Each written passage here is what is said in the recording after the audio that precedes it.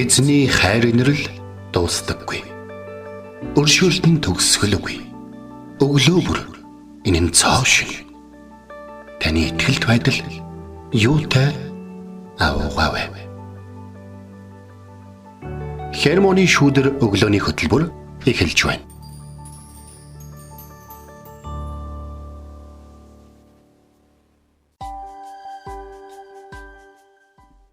Шинэ 7 өдрийн мэнд. Шинэ 7 өдрийн мэнд. Итгэл радиогийн эфирээс хермоны шүүдэр өглөөний хөтөлбөрийнхөө эхэлж байна. Эфирт пастор Сайна болон хөтлөгч Билгэнаар ажиллаж байна. Сонсогчдаа сайхан амарсан уу? Танд өглөөний мэндийг хүргье.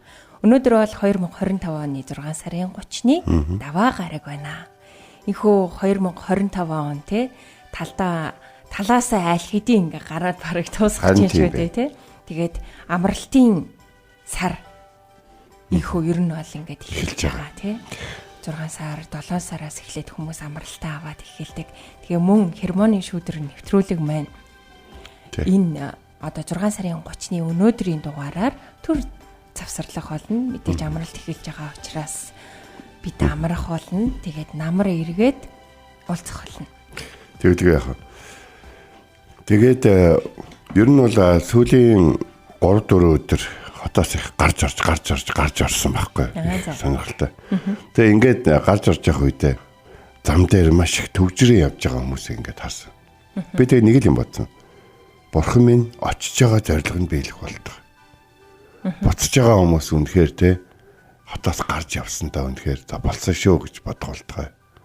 Ер нь бол бидний аялал амьдралд ямар ч хэцүү амаргүй байсан ч гэсэн бид Бурханы үгийг авсан.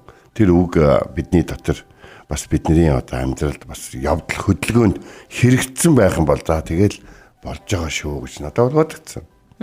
Тэгэлгүй яах вэ? Тэгээд энэ амралтын хугацаанд эзэнтэй хамтаас өнгөрүүлээрэ. Тэгээд хермоны шүүдэр нэвтрүүлэг маань төр ингээд завсарлаад амралтын одоо горим руугаа шилжиж байгаа ч гэсэндээ таны эзэнтэй харилцаа улам бүр бат бөх болж улам бүр үргэлжилсээр байх болтугай.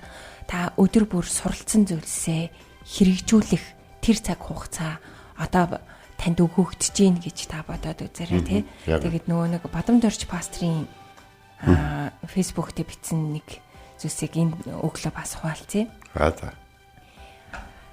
Мэдэх тусам мэдэхгүйгээ мэднэ. Бүтэн сайнны номлолоос амталгаа авснаа бүхнийг мэддэг болсон мэд эндүүрэх хэрэггүй. Библи бол судлаад баршгүй гүн, өндөр, өргөн, агуу, далд бурхны ил ухаан боловч Библи өөрөө бурхан биш, харин бурхны хүмүүнд өгсөн түүний далайн их мэдлэгийн тусал төдий. Тиймд Библи унших бүртээ бурхан аав минь та өөрийгөө надад илчлээж энд бичүүлсэн зүйлээ ариун сүнсээ надад тайлбарлаж өгөөч гэж Есүсийн нэрээр залбирanгуйхаа битгий мартаарай. Библийг уншаарай. Залбиралтай уншаарай. Хүлээн авсан ухаарлаараа амьдраарай гэсэн. Тэгээд энэ өглөө сонсогч таньдаас сануулад хэлье. Библийг та уншаарай. Мөн залбиралтайгаар уншаарай. Тэгээд түүний үгийн дагуу та амьдраарай. Тэгээд мэдээж ингээд зарим зүйлийг ойлгохгүй тэ байлаа ч гэсэндээ ариун сүнс тантай хамт байгаа учраас ариун сүнс танд зөв ойлголтыг өгөх болно. Амен. Манай цуглааны зуны кемп яг саяны бэлгийг ярьж ирсэн юу байсан. Бурхны үгэн дээр гүн бат суурилсан итгэж байх тухай. Тийм одоо сэдвтэйгээ сая 3 хоног зуны хөтөлбөр хийсэн. Тэгэхээр өнөөдөр өглөө бол үнэхээр Бурхны үг гэдэг энэ чухал зүйлийн талаар бид нэг хамтдаа бас ярилцж байгаа нь чухал ивэлтэй байна гэж. Тэгэлгүй яах вэ? Тэгээд энэ өглөө хамтдаа эзний өмнө ирж түүнд алдар магтаалыг өргөе. Эзэн бол миний хончин билээ. Надад тутах зүйл нэг ч үгүй.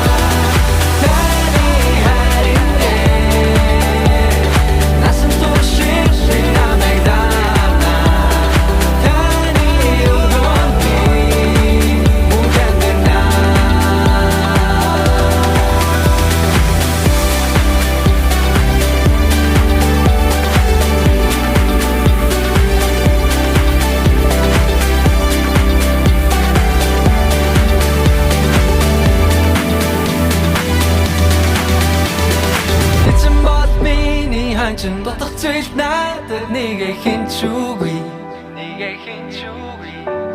сэтгэлийг минь тасэргээ зүйн замаар намайг хөтөлдөг эзэн бод миний ханчин дотох зүйл надад нэгэ хинчүүгүй сэтгэлийг минь тасэргээ зүйн замаар намайг хөтөлдөг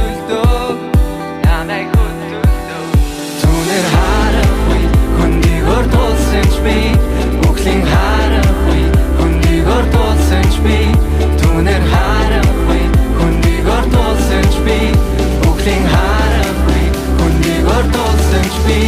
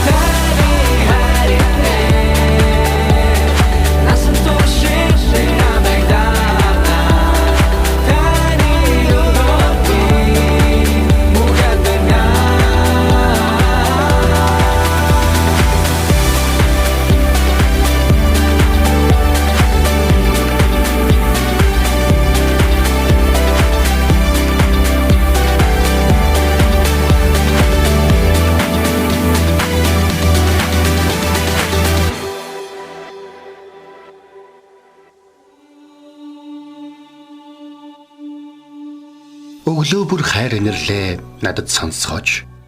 Танд л би итгэдэг үлээ. Явах замыг минь надад зааж өгөөч. Танд л би сэтгэлээ өргөн байна. Дуулал 143-ийн 8.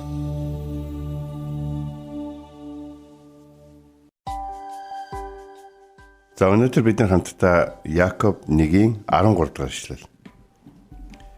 Хинч уруу татгахдаа бурхан намайг уруу татаж байна гэж бүү яриг.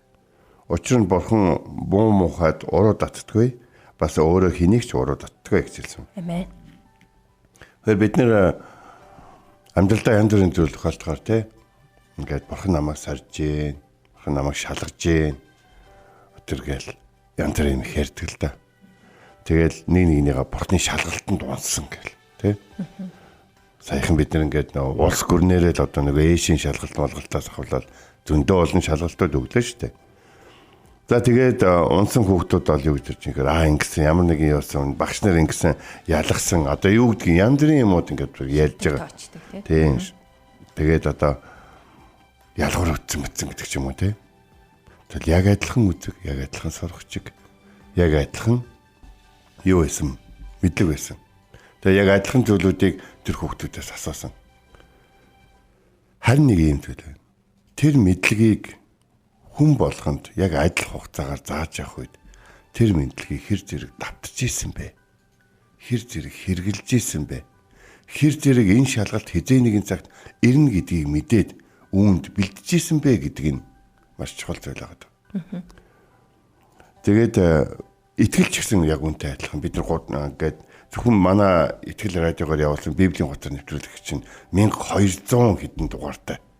1200 хэдэн дугаар нь эхлээс илчлэлт хүртэл маш их олон одоо Библийн мэдлэгийг ингээ багтаасан байдлаар ингээ өгөгдсөн. Тэгээ гэтэл итгэгчид түүнийг хэр зэрэг хэрэгжилж байгаа талаар бид мэдээлэл цуглуулах гэж бол нэлээх яддаг. Тэгээд сонсож байгаа юухаар сонсож байгаа гэж бол хэлдэг баг. Харин гаж урсгалынхан болохоор бас сонсоод байгаа. Яагаад гэвэл гаж урсгалынхны хүмүүсийг уруу татаж тайлбарладаг тэр тайлбарыг яг эсрэг тайлбарыг нь манай Библийн утгаар нэвтрүүлэг олонтоо өгсөн байд. Тэгэхээр өнөөдөр тэр олон гаж урсгалын цуглаанд ингээд хүнд байдалд орж байгаа тэр хүмүүст яг үндэ түүнийг эсэргүүцэх түүний жинхэнэ тайлбар аль хэдийн өгөгдсөн байсан гэсэн үг болж байна. Өнөөдөр бид юу ярьж байгаад яг ийшээ орсон мэхээр Бурхан биднийг амьдралын хизээ нэгэн цагт хизээ нэгэн хүнд үеийг ингээд туулуулах үедээ түүнд бэлтгэлгүйгээр биднийг шахаж оруулсан удаа бол байхгүй л гэж хэлэх гээд. Тэгэхээр Якоб бол тархан суурьшсан одоо Бурхны ард түмэнд хандаж хэрэгжүүлэх зааварчилгааг бол өгсөн. Яагаад тэгэхээр яг тухайн үед л яг юу болсон бэхээр Иерусалимын сүм хавчлага үсээд Иерусалимдээс итгэгчид одоо дэлхийн ийш тийшээгээ таран оцсон. Тэгээ таран оцсныхаа дараа тэд нэг хэсэг нь Сирийн Дамаскт таарлаа. Өө сайн байцгаана төмөрөө хамт цуглая. Тэ? Нэг хэсэг нь Трой хотод таарлаа, нэг хэсэг нь Антиох таарлаа. Ингээл итгэгчид ингээл энд ингээл цуглараад эхэлж байгаа байхгүй. Яг цуглараад эхлэн гоо тэд нэр ганц хоёр өөрсдийнхөө мэдсэн зүйлүүдийг яриад тэгэл зогсчих гээд байсан. Яг энэ үед яасан бэхээр Якобын захиа, Маркын захиа гэх юм ийм захидлууд нь тэднэрт Христ итгэлийн өдөр тутмын буюу маш энгийн харилцааны олон зүйлүүдийг бол тэднэр заазруулж эхэлсэн байна. Тэгэхээр бид Якоб номын өнөөдрийн бидний уншсан хэсэг болох 1:13-ыг өмнө юуны талаар ярьж инхээр 1:13-ийн өмнө бол баячуудын талаар болон ядуурлын талаар яригдж байгаа байхгүй. Тэгэхээр хэзээ нэгэн цагт хүн ядуу байжгаад Христэд итгэсэн бол Бурхан тэр хүнд ямар их нөөц бололцоо байгааг, ямар их ажил хөдөлмөрлөх боломж байгааг те ол нээж харуулж өгдөг бол баян хүн байжгаад Христэд итгэсэн бол юмаа хэрхэн зөв зүйлд зарцуулах болоод хэрхэн илүү их зүйлтэй болж бусад хүмүүстэй хуваалцсан энэ амьдралынхаа утга учирыг олон хүний амьдралыг өөрчилсөн амьдрал болох боломжтой бай гэдгийг бол харуулдаг байгаа. Гэтэл ядуу чигээрээ баян нь те харамлсан буюу бас шунсан чигээрээ дуусах юм бол энэ амьдрал бол юу ч биш болж яг ингээд нар ингээд айгам халуунаар төөнөхөд өвс гандаад цэцгэн журахгүй юунч байхгүй ингээд гандаад алгууллагатай адилхан гэж хэлсний дараа сорилтын талаар буюу яриад эхэлж байгаа. Тэгэхээр энэ Библийн орчуулгуудаар ингээд сорилт, шалгалт гэл янз бүрийн зүйлүүд ингээд яригдж байгаа боловч энэ дээр бол эзэн өөрөө маш их юм одоо бэлдсэн төгөлдржүүлсэн олон зүйл заасан нэгнийгээ туршиж үзэж байгаа байдлаар бол харагдаж байгаа. Туршиж үзэн гэдэг чинь би та бүхнийг нэг зүйлийг яг зүгээр ойлгосоо гэж хүсэж байна. Туршиж үзэн гэдэг чинь басах тийм үү? Нэг юм басдаг штэ тэ. Чи чадах юм уу? Чи чаддсан бол чи юмыг эзэн бол биднийг тэгдэг гэсэн үг болж байгаа. Чи чадна. Би чамд бүх зүйлийг өгсөн. Би өөрөө чамтай хамтаага. Би чамд олон зүйлийг зааж өгсөн. Чиний амьдрал яаж амьдрах талаар Библийн ном, чиний номын тавир дээр чиний одоо тий ширээн дээр бас чиний утсан дотор байгаа. Бусад хүмүүсийг бодох юм бол чи хүмүүстэй яаж харилцах вэ? Мөнгийг яаж олох вэ? Яах вэ? Ийх вэ? Одоо амьдралыг яаж явах вэ? Гэр бүлийн амьдралыг яаж авч явах вэ гэх мэт олон зүйлүүдийг чи надад суралцж байгаа. Чи алдарч онсон олон түүхүүдийг мэддэг. Хүмүүс заримдаа нэг хаа нэг фэйсбүүкээс ч юм уу хаа нэгтэйгээс эсвэл ямар нэгэн киноноос ч юм уу ямар нэгэн түүх суралж хагаад чамд бүхэл бүтэн хэдэн мянган жилийн туршид хүмүүсийн олсон ололт болоод алдсан алдаануудаар дүүрэн яг тэр үед Бурхны оролцоо хүмүүсийг алдарч байх үед ямар байдгийг бас онож байх үед Бурхан ер нь ямар хувь байр суурьтай байдаг юм бэ гэдэг талаар бичээсийн үг чамд өгөгдсөн байна. Тийм учраас чи Бурхан намайг уруу татчихин, Бурхан намайг сорж гин гэж бол ярих хэрэггүй. Гэдэг талаар бол бид нар бол өнөөдөр бол ярилцсан гэсэн үг. Одоо ингээд бид нар өчигдөр ингээд манай зуны хөтөлбөр хийгдээд кемп. Яг ингээд дуусаад ингээд сүүлийн нэг ингээд пастор ингээд зарлал ингээд хийж явах үед маа пастор бол юу гэж хэлж байгаа гэхээр за манайхаа одоо ингээд бүгдээрээ те хаалтынхаа цуглааны гэж хаалтынхаа залбирлыг харин би та бүхэнд хэлгээд хаалтын залбирал хийсний дараа та нарын хувьд цуглаанаасаа гадуур нөгөө зуны зугаа тэнгэл ийшээ тийшээ зугаалга найр наадам одоо те энэ бүхэн чинь эхэлж байгаа. Энэ бүхний дунд өнөөдөр авсан эвлүүдийнхаа дагуу амьдраарай. Амен. Битгий энэ үйл дээрээ гим хийгээрээ гэдэг үгийг бол захиж бол хэлсэн байна. Энэ итгэгчдээ итгэхгүйдээ биш. Та нар тэр замаар туулж өнгөрнө гэдгийг мэдж байгаа учраас та нар тиймэрхүү замыг бол өлхөөн туулаад гарсан гэдгийг чи мэдж байгаа учраас харин сануулж хэлж байгаа юм. Тэгэхээр бид нар Яков итгэгчдэд гэрэл давс байх амьдралын маш энгийн олон зүйлүүдийг зааж бичснээрээ өнөөдөр бидний амьдрал хамгийн их тусыг бол болдог гэж бол миний хувьд бол боддгийн.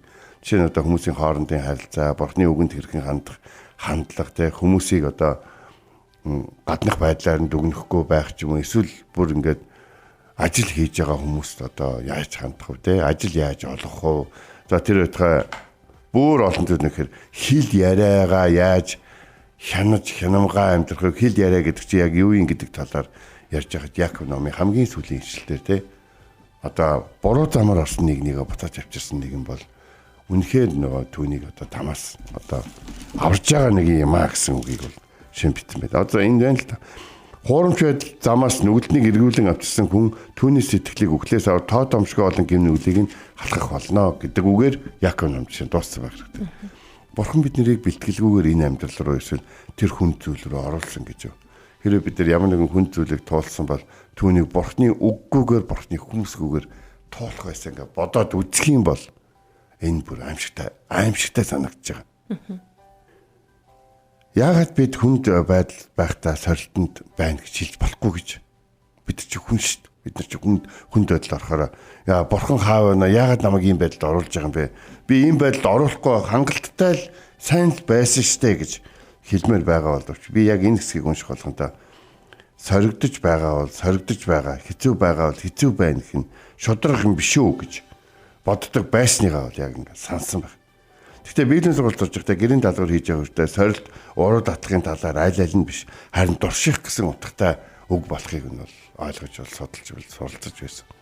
Энэ юу гэхээр хүн бүтээчээд дуршдаг. Тийм үү? Бензин хийчээд дуршсан, сансрын үлгийг хийчээд дуршсан, за одоо бүх зүйлүүдийг хийгээд дуршсан. Тийм үү? Бүх зүйлүүдийг хийгээд турсан яаж вэ? Өөрийнхөө бүтээлийг дорд үзэх гэсэнтэй биш. Өөрийнхөө бүтээлийг болон өөрөө хэр зэрэг урлаач вэ гэдгийг шалгаж туршиж байгаа маш эрхэм чухал цаг мөч аахгүй.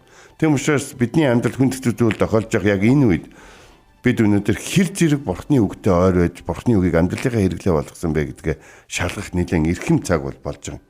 Бурхан биднийг хідэж урд татахгүй, бас биднийг хідэж басаж хідэж сорихгүй.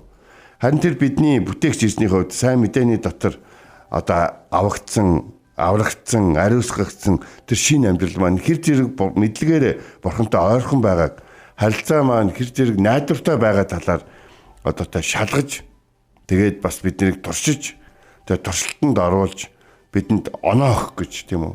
Тэгтээ мэдээж Бурхан өөрөө бэлдсэн зүйл нь оноо алдна гэж байхгүй л да. Харин бид нар Бурханы төгс зүйлийг хэр зэрэг авч явж байгааг шалгах тийм цаг байдаг гэдгийг бид нар ойлгож авах хэрэгтэй. Зарим хүмүүс шалгалтаа удаан өгдөг. Яг л шалгалтаа 4-ийн дагуу өгөхгүй байгаа ч. Жолооны курсээ төгсөж чадахгүй хүмүүс явуулаад байдаг шүү дээ. Тэгээ яагаад өгч чадахгүй байгааг нь хараад байгаа гэхээр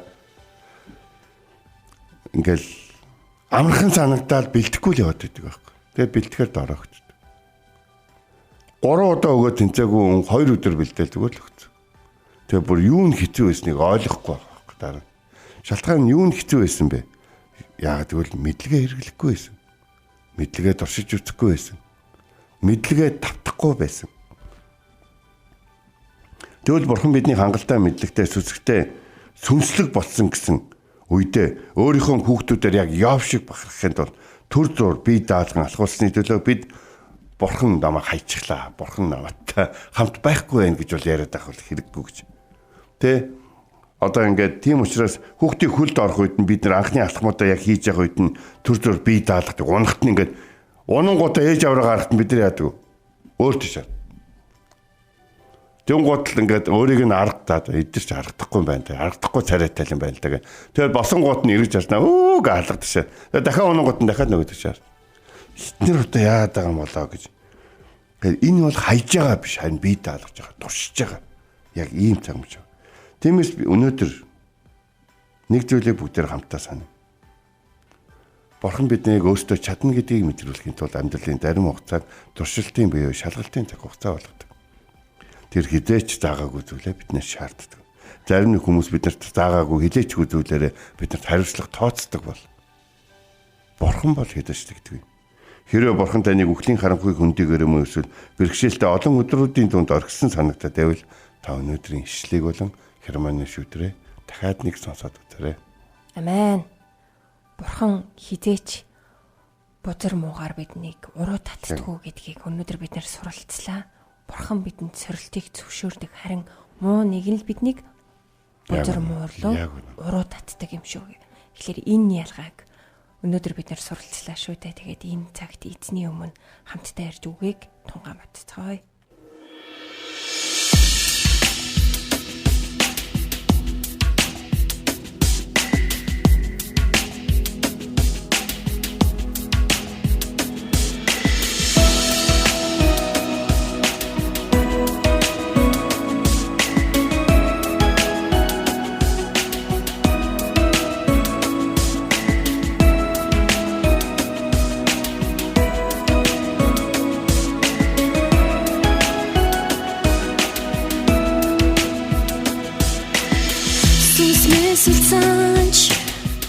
Сэтгэл минь зөвхөрсөнч итгэл найдвар би алдрахгүй ирээдүй гэж үнэхээр би гонгийг минь та баяраар солдог би гүртэж үл ядардаг нэг л замаар үнний замаар эцэн шагнал хүртэл юуч намайг тогсохгүй юуч намайг тогсоож чадахгүй юуч намайг тогсохгүй юуч намайг тогсоож чадахгүй хинч намайг тогсохгүй хинч намайг тогсоож чадахгүй хинч намайг тогсохгүй хинч намайг тогсоож чадахгүй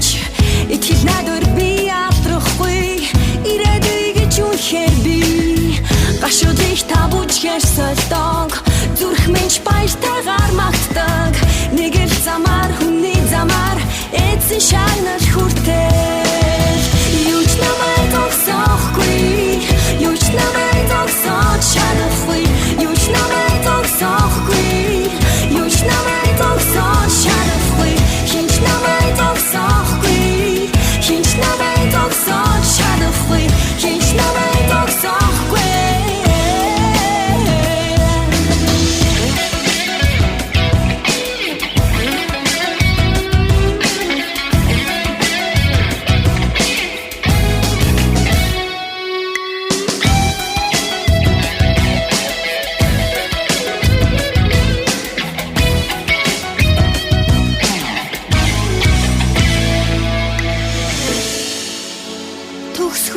таны гарт тэрүүлэх хамгийн гайхалтай мөч төгс хүчит таны гарт тэрүүлэх хамгийн гайхалтай мөч төгс хүчит таны гарт